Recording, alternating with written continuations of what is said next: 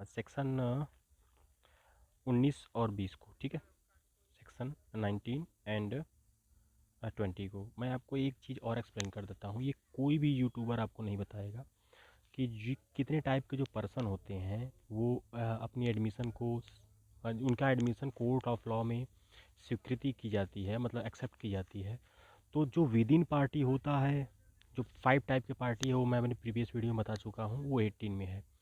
लेकिन आप मुझे बताइए कि 18 के ही 5 टाइप के जो टाइप के जो पार्टियां हैं, वो उसी में 19 और 20 को क्यों ऐड नहीं कर दिया? ये कोई भी यूट्यूबर आज तक नहीं बताया है किसी भी वीडियो में कि हमको ज़रूरत ही क्या पड़ी इंडियन एविडेंस एक्ट के 1872 में सेक्शन 18, 19 और 20 अलग अलग बनाने की क्यों ज़रूरत पड़ी। आज मैं इस वीडियो में बताऊंगा। और मैं आपको एक बहुत इंपॉर्टेंट केस लॉ बताऊंगा। इतना सटीक आप पेपर लिख पाओगे इसका रिटन में, जो आपको समझ में आएगा। देखिए, मैं आपको एक अभी एकदम ब्रीफ में बता देता हूँ कि ये सेक्शन अलग अलग क्यों बनाया गया एक्चुअली में।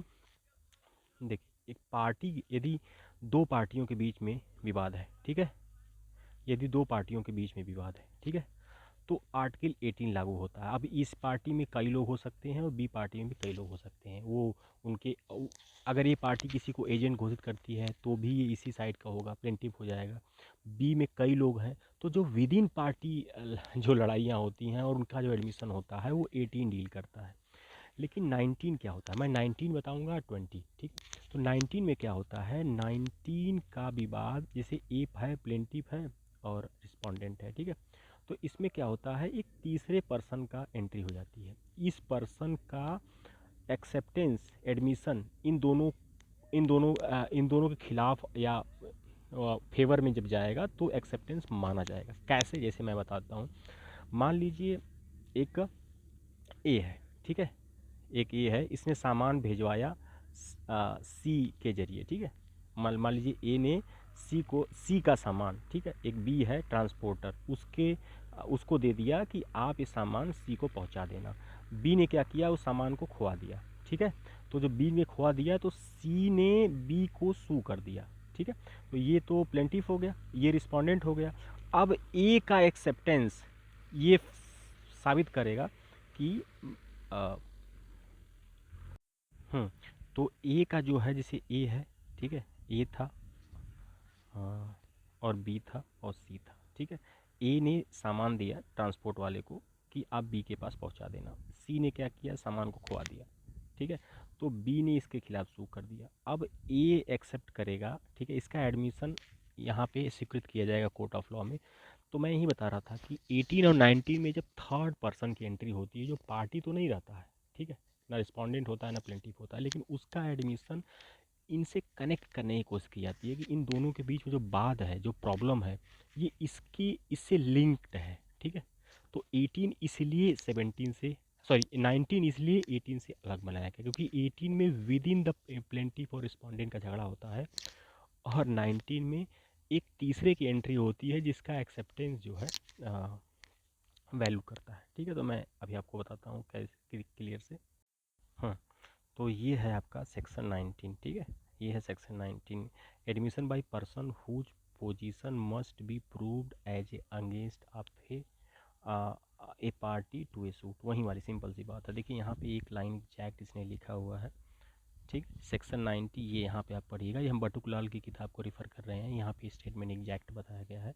सिंपल सी चीज़ है, मैं आपको फिर से एक बार बता देता हूँ कि मान लीजिए ए है, बी के सामान को सी के ज़रिए भिजवा रहा है। ए ने बी सी को कहा कि बी को सामान ये ट्रांसपोर्ट करके पहुंचा देना। इसने सामान को खुआ दिया या घोटाला जो भी किया, हड़प लिया, तो बी ने इसको सू कर दिया। ये बी जो सू कर रहा है ना, इसके बिना पे कर रहा है, मतलब इसके स्टेटमेंट की वजह से कर रहा है। अब ये कह देगा कि सामान तो मैंने अच्छे से पैक करवाया था, सब कुछ करवाया था। सामान को मैंने अच्छे से पैक करवाया था, सामान के खोने का सवाल ही नहीं पैदा होता। तो जो ये ए का एडमिशन है, ये ए की जो स्वीकृति है कोर्ट ऑफ लॉ में, इसको एक्सेप्ट की जाएगी, ठीक है। अब आइए हम देखते हैं सेक्शन 20 को, ठीक है।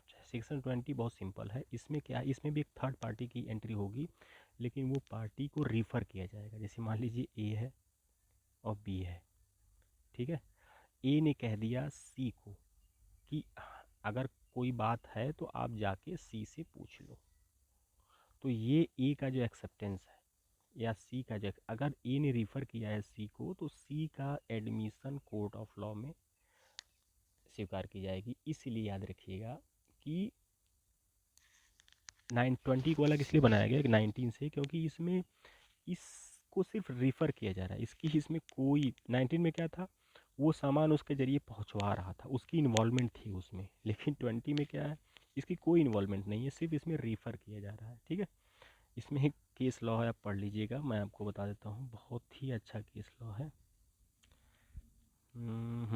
ये केस लॉ है आपका राम सहाय वर्सेस जयप्रकाश। ठीक है, इसमें क्या है कि ए ने कहा, अब इसे हम सिंपल सी है कि उसने उसको रिफ़र किया था रेंट लेने के लिए, और accept was made binding upon tenants because this was the statement of the person refer by plaintiff.